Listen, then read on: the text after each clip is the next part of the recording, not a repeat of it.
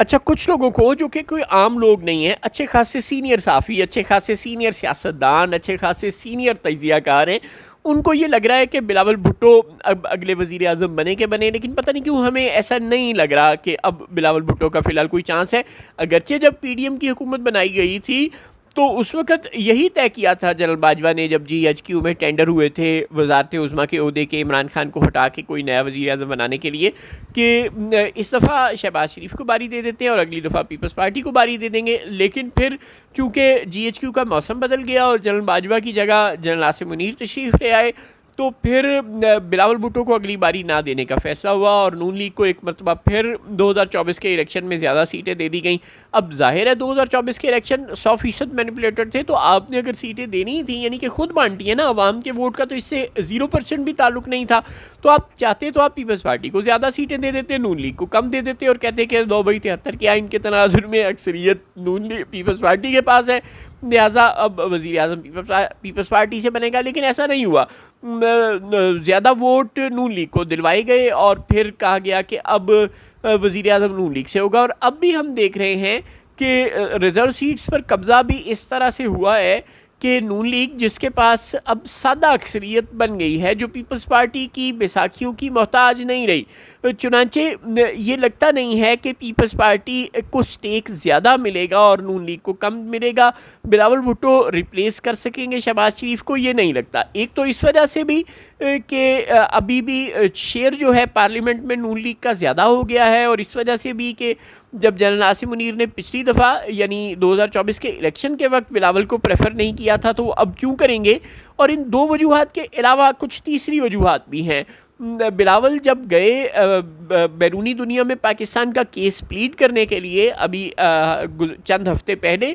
تو اس کے بعد اور وہاں سے آنے کے بعد بھی، اور وہاں بھی انہوں نے کہا کہ پاکستان میں ایک لابی ہے جس کو ہر مسئلے کا علاج ڈیم سے ملتا ہے، جو بھی بات ہو وہ یہ کہتے ہیں کہ ڈیم بنا دیا جائے تو مسئلے ہمارے حل ہو جائیں گے۔ انہوں نے کافی زیادہ مخالفت کی، ظاہر ہے وہ کالا باغ ڈیم اور دیگر ڈیم سے متعلق جو سندھ کا ہمیشہ سے ایک مسئلہ رہا ہے، انہوں نے یہ بھی کہا کہ ایک لابی ہے جس کو ہر مسئلے کا یہ علاج لگتا ہے کہ نہریں بنا دی جائیں، ڈیم بنا دیے جائیں تو مسئلہ حل ہو سکتا ہے پاکستان میں پانی کی کمی،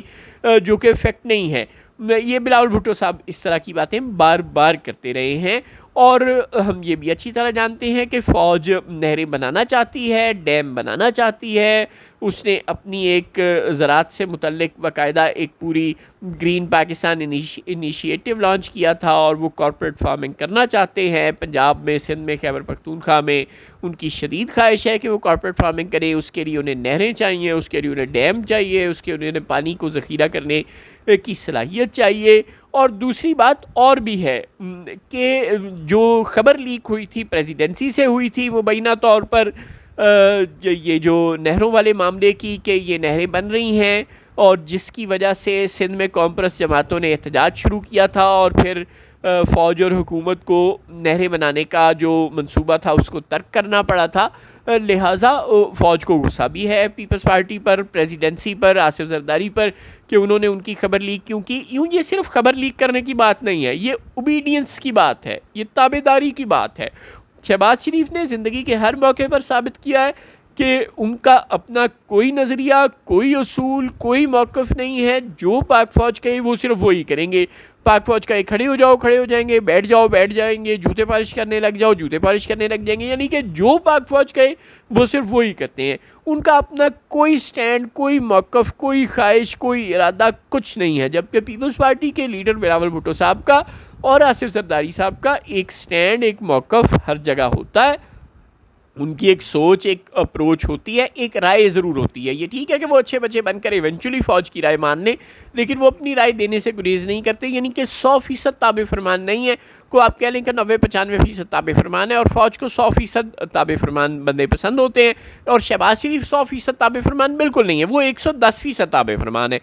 لہٰذا موسٹ فٹ آدمی شہباز شریف ہی ہیں۔ پھر ایک اور مسئلہ بھی درپیش ہے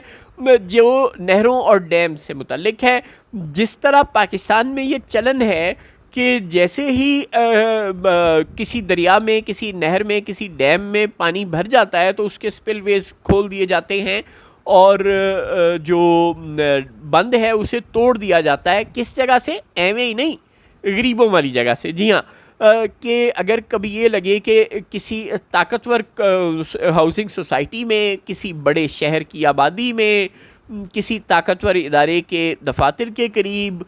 پانی جا سکتا ہے، تو ملک و قوم کے وسیع تر مفاد میں نیشنل انٹرسٹ کو مد نظر رکھتے ہوئے غریبوں کی آبادیوں کی طرف، غریبوں کے قبرستانوں کی طرف، غریبوں کے کھیتوں کی طرف پانی کا رخ موڑ دیا جاتا ہے، تاکہ عمراء کو، ان کی آبادیوں کو، ان کے اداروں کو، ان کے شہروں کو پانی کی تباہ کاریوں سے بچایا جا سکے۔ یہ پاکستان میں بڑی کامن سی پریکٹس ہے۔ اگر تو بس نہ چلے اور اسلام آباد جیسے شہر میں بھی پانی گھس جائے، اور اللہ تعالیٰ رحم کرے کرنل صاحب پر اور ان کی صاحبزادی پر، اللہ کرے کہ وہ مل جائیں زندہ حالت میں، لیکن بہرحال جو بھی ہے، اگر تو کچھ ایسا قدرتی طور پر ہو جائے تو ظاہر ہے ہو جائے، انسان قدرت کے سامنے تو بے بس ہے، لیکن انٹینشنلی جو کچھ انسان کے ہاتھ میں ہوتا ہے، کم از کم اس کی حد تک پوری کوشش کی جاتی ہے کہ اگر نقصان پانی نے پہنچانا ہی ہے تو وہ غریب کو پہنچائے، امیر کو اور طاقتور کو بالکل نہ پہنچائے۔ اسی طرح انڈیا کا بھی یہی اصول ہے کہ اگر پانی نقصان پہنچانے کی سطح پر آ جائے تو وہ پوری کوشش کرتے ہیں کہ یہ پانی ہندوستان کو نہ نقصان پہنچائے، پاکستان کو نقصان پہنچائے۔ چنانچہ دریائے پونچھ کے سپل ویز کھول دیے ہیں انڈیا نے مقبوضہ کشمیر میں، اور اس کا پانی اب بہت تیزی سے آزاد کشمیر کی جانب چل رہا ہے، اور خدشہ ظاہر کیا جا رہا ہے کہ اگر پانی کی مقدار زیادہ ہوئی تو آزاد کشمیر کے کسی علاقے میں جہاں سے دریائے سندھ گزرتا ہے، وہاں پر کوئی سیلابی صورتحال پیدا ہو سکتی ہے، اور ظاہر ہے جب وہاں سیلاب آئے گا تو پھر وہ آگے خیبر پختونخوا میں بھی جائے گا وہ دریائے سندھ، اور پھر وہ آگے پنجاب میں بھی آئے گا۔ تو یوں یہ جو مسئلہ ہے اس کا بھی علاج ایک ہی ہے کہ ڈیم بنایا جائے۔ ظاہر ہے انڈیا جس طرح ہم غریبوں کے علاقوں میں پانی چھوڑ دیتے ہیں، اسی طرح انڈیا ہمارے علاقے میں پانی چھوڑ دیتا ہے، اور اس مسئلے کا ایک ہی علاج ہے کہ اور ڈیم ہو، تاکہ ہندوستان کی طرف سے جب آبی جاہریت اس طرح کی جائے تو ہم اس پانی کو کسی جگہ پر کنٹین کر سکیں، اور وہ ڈیم میں ہی کر سکتے ہیں۔ اور پیپلز پارٹی کے چیئرمین بلاول بھٹو بار بار ہمیں ڈیمز کے، نہروں کے خلاف بولتے ہوئے نظر آتے ہیں۔ چنانچہ ایک ایسا لیڈر جو اپنی رائے بھی رکھتا ہے، جو ہر معاملے پر اپنی اوپینین بھی دیتا ہے، جو بہت اچھی انگریزی بولتا ہے، جو ساری دنیا کے